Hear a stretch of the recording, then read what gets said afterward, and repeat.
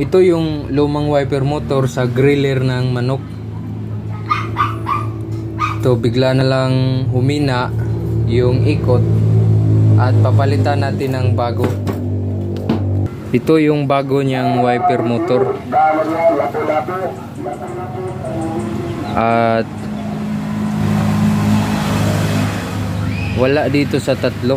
Wala pala dito sa tatlo. Dito pala sa koneksyon na to. Itong itim na wire, ito yung sa bali negative. At itong dalawang wire na to, ito yung for high and low. Check natin.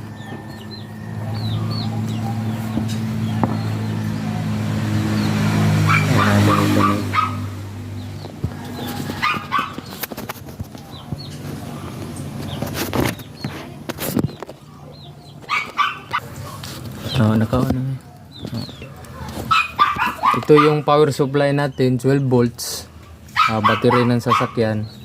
So ito kinunik natin sa negative, ito, at itong isa i-try natin i-check kung saan yung high and low na ikot.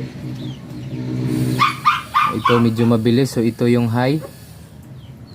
Ito yung high na kung itong wire na to, at ito naman yung low. Ayan, mabagal yung ikot.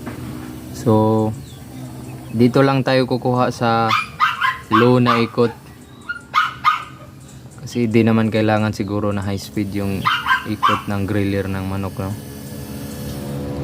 So dito na tayo kukuha sa low.